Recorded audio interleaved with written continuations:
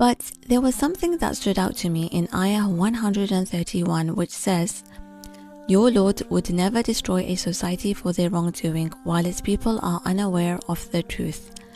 And the same line is said in Surah Hud, Ayah 117. But the difference is, in Surah Hud, Allah says "ma kana," and in Surah Al-An'am, Allah uses "lam yakun." Since they both mean "was not," what's the wisdom behind Allah using different words in each sentence?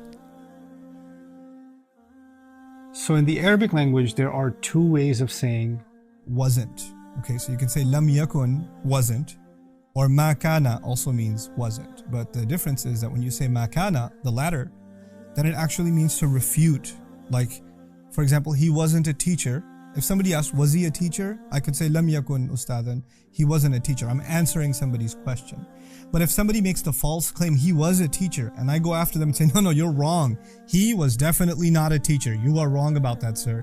Then I don't say lam yakun, I say ma kana ustadan. So the word ma, basically, to make it easy, the word ma is used for refutation purposes. It's there to correct an incorrect assumption. Okay, so there are two ayat, one belonging to the 6th surah, Surah Al-An'am, and the other belonging to Surah Hud, the 11th surah. Very similar ayat. أَلَّمْ يَكُنْ رَبُّكَ ذَلِكَ أَلَّمْ يَكُنْ لَمْ يَكُنْ رَبُّكَ مُهْلِكَ الْقُرَى. And the other, مَا كَانَ رَبُّكَ لِيُهْلِكَ الْقُرَى. Allah was not one to destroy towns. Both in English translation say, your master was not one to destroy towns. Okay, but in one of them he says lam yakun, wasn't. And the other he says ma kana, he wasn't at all one to destroy towns. In other words, in one he's simply making a statement of fact, he wasn't one to destroy towns. And in the other one he's refuting someone and telling them he wasn't one to destroy towns at all. So why refute one in one case? It's the same exact statement. Why make it refutational in one context and make it simply a matter of fact in the other? You'll notice in Surah Al-An'am where he just states it as a matter of fact. It's not even a debate with someone. He's not correcting anyone. It's actually a scene describing Judgment Day. And on Judgment Day, all arguments have come to an end. There's nothing to refute. It's all fact now.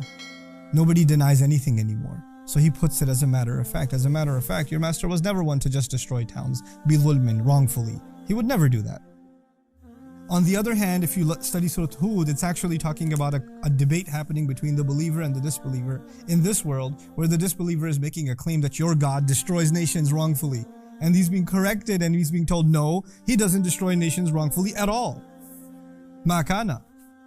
So every even phrase that you find in English translation, exactly the same, is actually very different in the Arabic, you know? And then there's the other really beautiful thing here. Destroyer of towns.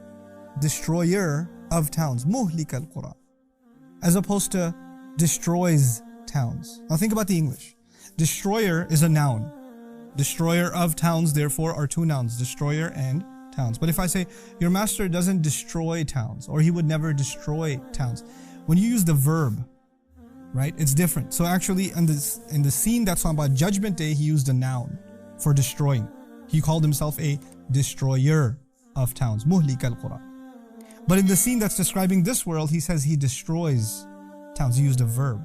Now what's the difference between a noun and a verb? A noun is permanent, set, unchanged, immobile. And a verb is shifting. Like a verb is an act that's taking place or might take place. But it's not a constant. It's incredible that for Judgment Day he used the noun, because just like a noun is set, immobile, it is the decisions on Judgment Day that are set and immobile. But in this world, there are nations that may rebel against God, but they might find their way back. Allah's decision about them hasn't been set in stone. They still have a chance to earn forgiveness. He didn't condemn anybody and make any nation God-forsaken, as the term is used. Nope. The verb is used to suggest that in this world, people have a chance to change. Entire nations have a chance to change. Allah will never destroy a nation wrongfully. The verb is used because he hasn't become a destroyer of them. Had he used the word destroyer, their fate would have been sealed. So the people who argue, well, number one, that he did that before, or the number to imply that he'll do it again, both of those are refuted just in the language that is captured inside the ayah, which to me is not only the part of the literary beauty of the Quran, but in that literary beauty, what is captured is the loving mercy and justice of Allah subhanahu wa ta'ala. May Allah once again give us the ability to reflect on the Quran as it deserves to be reflected on.